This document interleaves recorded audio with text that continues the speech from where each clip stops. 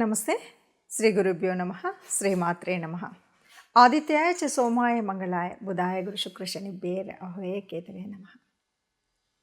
మొదటి పక్షంలో ఉండేటువంటి గ్రహస్థితి మరి ఎలా ఉంది అంటే, మొదటి పక్షంలో జనవరి 2025 గాను మొదటి పక్షంలో మనకి మీనరాశిలో రాహు ఉంటాడు, గురువు వక్రించి వృషభంలో ఉన్నాడు, కుజుడు వక్రించి కర్కాటకంలో ఉంటే కన్యలో కేతువు, ఇది మనకు కనిపిస్తుంది.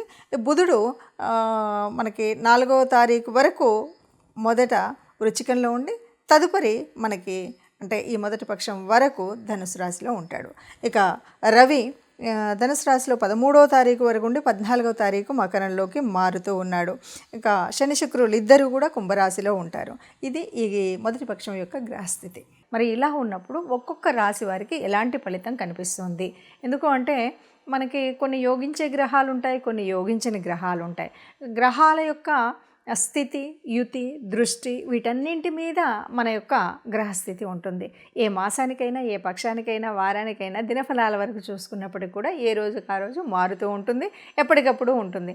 అలా మారుతున్నప్పటికి కూడా మనం దినఫలాలు చూసుకునే వాళ్ళు ఉంటారు, వారఫలాలు ఇలా చూసుకుంటూ ఉంటాం. దీనికి కారణం ఏమిటి అంటే, ఏదైనా సరే జరగబోయే పరిస్థితులలో వచ్చేటువంటి గ్రహాల మార్పు వల్ల మనకి ఏదైనా అనారోగ్యం, లేకపోతే ఆర్థిక ఇబ్బంది, లేక ఉద్యోగ చలనం ఇలాంటివి ఏవైనా ఉన్నప్పుడు దానికి తగు జాగ్రత్త తీసుకోవడం కోసం, లేదా కొన్నిసార్లు ఆ గ్రహాలని సంతృష్టిపరచడం కోసం మనం చేసేటువంటి గ్రహాల యొక్క పరిహారాలు ఇవి తెలుసుకుంటే గనక మనకు రాబోయే కష్టం నుండి కొంత తగ్గించుకోవడం, లాభం ఉంది అంటే దాని సద్వినియోగం ఎలా చేసుకోవాలి అనేటువంటి విషయాలు తెలుసుకోవడం కోసం మాత్రమే మనం ఎప్పుడూ కూడా ఈ గ్రహాల యొక్క ఫలితాలను అంటే మాస ఫలితాలు కానీ, వార ఫలితాలు కానీ, పక్ష ఫలితాలు కానీ, దిన ఫలితాలు కానీ తెలుసుకుంటూ ఉంటాం. అందులో భాగంగా మరి 2025 జనవరి మాసానికి మాస ఫలితాలు మనం ముందుగా రాశి వారీగా అంటే ఒక్కొక్క రాశి 12 రాశులకు ఫలితాలు తెలుసుకుందాం. తదుపరి రాశి తులారాశి.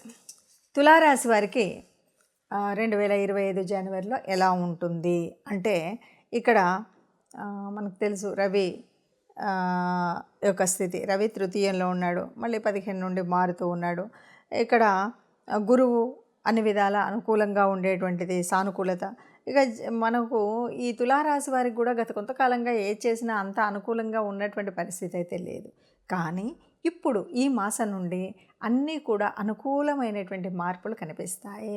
మీరు పెట్టేటువంటి పెట్టుబడి కానీ, మీ ఆలోచన కానీ, మీ యొక్క ఏదైనా సరే ఈ పనిలో ఇలా ఉండాలి అనేటువంటి మీ యొక్క సిద్ధాంతపు విలువలు పెరుగుతాయి. అలాగే అనేక గొప్ప అవకాశాలు కూడా వస్తాయి. ఏ పని చేయాలన్నా కూడా దానికి మనకు చాలాసార్లు మన ఆలోచనలు, యోజనలు చాలా ఉంటాయి, కానీ అవకాశం రాక ఆగిపోవాల్సి వస్తుంది. కానీ ఇక్కడ తులారాశి వారికి అనేక అవకాశాలు వస్తాయి వాళ్ళు పైకి చెల్లడం కోసం. అట్లాగే శనిదేవుడు యొక్క శని ఎప్పుడు కూడా తులారాశికి చాలా అనుకూలమైనటువంటి కాబట్టి మంచి లాభాలను చేకూర్చే విధంగా ఉంటుంది. ఇక అంటే ఒక రకంగా చెప్పాలంటే ఊహించినటువంటి ఆర్థిక లాభం దొరుకుతుంది. అది ఇంతకుముందు మీరు పెట్టినటువంటి పెట్టుబడి కావచ్చు, ఇప్పుడు పెట్టుబడి పెట్టినటువంటి వ్యాపారాలు కావచ్చు, ఉద్యోగంలో ఉన్నటువంటి స్థితి కావచ్చు, మీరు ఇంతకుముందు ఊహించినటువంటి లాభాలు మాత్రం ఇక్కడ ఉంటాయి. అలాగే ఉద్యోగం ద్వారా మంచి ఆదాయం రావడం. ఆరోగ్యం విషయంలో ఎలా ఉంటుంది కనుక ఆలోచిస్తే మిశ్రమ ఫలితాలని చెప్పొచ్చు. అంటే గత కొంతకాలంగా ఉన్నటువంటి అనారోగ్యం కొద్దిగా తగ్గొచ్చు, కానీ అలానే పూర్తిగా ఆరోగ్యంగా ఆనందంగా ఉన్నామని చెప్పడానికి లేదు. అంటే కొంత మిశ్రమ ఫలితాలే ఉంటాయి ఆరోగ్యపరంగా.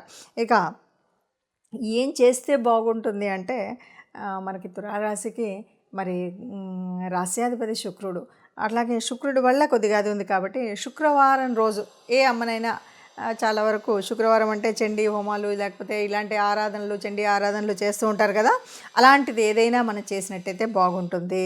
కుటుంబ పరిస్థితులు చాలా బాగా ఉంటాయి, ఉద్యోగ వ్యాపారాలు బాగుంటాయి.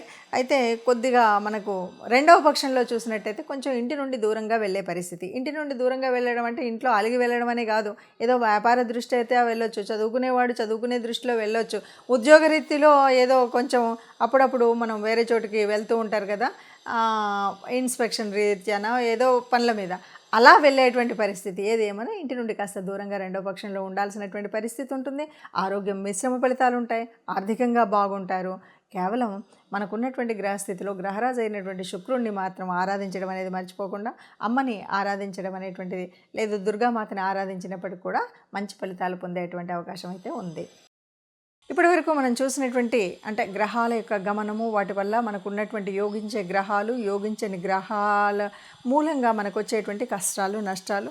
ఇప్పటివరకు కొన్ని రాసులకి అర్ధాష్టమ శనిలో ఉన్నారు, కొన్ని రాసులు ఏళ్ళనాటి శనిలో ఉండి చివరి దశలో ఉన్నారు. ఇలాంటి పరిస్థితుల్లో మనము ఎలా ఏంటి అంటే కనుక ఆలోచించినట్టయితే మరి గ్రహాల యొక్క అనుకూలత ఉండాలి, ఇష్టదేవత యొక్క అనుగ్రహము ఉండాలి.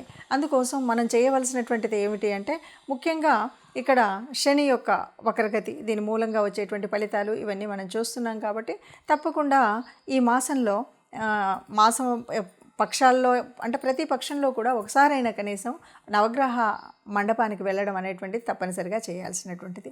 మనం రాశి వారీగా చెప్పుకుంటున్నటువంటి మన రాశిలో చెప్పుకున్నటువంటి గ్రహాల అనుకూలత కోసం తప్పనిసరిగా మూల మంత్రాలని చదువుకోవడం ముఖ్యమైనటువంటిది.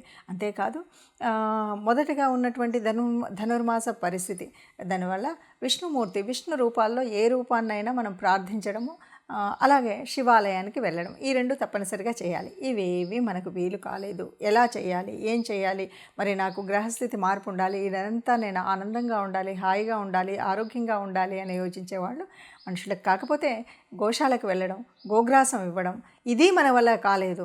మన ఇంట్లోనే మనం చేస్తున్న చోట, మనం ఉన్నటువంటి చోటనే ఉన్నటువంటి కార్మికులకు ఎవరైనా సరే అన్నం ఒకరోజు భోజనం పెట్టించడం కానీ, వారికి కావలసినటువంటి వస్తువుల్ని దానం చేయడం కానీ చేసినట్టయితే మనకున్నటువంటి గ్రహాల అననుకూలత పోయి అనుకూలత వచ్చేటువంటి పరిస్థితి ఉంటుంది. ఎవరైనా సరే అందరం అనుకూలంగా ఉండాలి, గ్రహాల అనుకూలంగా ఉండాలి, దేవతల యొక్క అనుగ్రహం ఉండాలి. దీనికి కూడా దేవతానుగ్రహం కోసం ఇష్టదేవతా ప్రార్థన అనేటువంటిది మర్చిపోకుండా చేయాలి. లేదు బయటకు వెళుతున్నాం, ఏ కష్టం రాకుండా ఉండాలి అని అనుకున్నప్పుడు మనం తప్పనిసరిగా ఏదైనా ఒక చిన్న శ్లోకం, రాముడికి సంబంధించినటువంటిది ఏదైనా సరే, ఆపదామపహర్తారం దాతారం సర్వసంపదాం లోకాభిరామం శ్రీరామం భూయో భూయో నమామ్యహం అంటాం కదా. ఇది చదివితే ఎప్పుడూ కూడా ఎక్కడా కష్టం ఉండదు. ఇంత పెద్ద శ్లోకం మాకు కష్టం అండి అనుకుంటే కనీసం ఆ అమ్మని తలుచుకోండి, శ్రీమాత్రే నమః అనుకోండి. శ్రీమాత్రే నమః అనుకుంటూ మనం ఏదైనా పని మొదలుపెట్టినా, బయటకు అడుగుపెట్టినా మనం ఇలా చేసినట్టయితే మనకున్నటువంటి కష్టాలన్నీ పోయి అనుకూలమైనటువంటి పరిస్థితిలో అన్ని మాసాలలాగానే మనం అందంగా మనందరం కూడా ఆనందంగా ఉండాలి, సంతోషంగా ఉండాలి. ఆ సంతోషంగా ఉన్న వాళ్ళలో మనం తప్పనిసరిగా ఉండాలి అని కోరుకుందాం. సర్వే జనా సుఖినో భవంతు అందాం.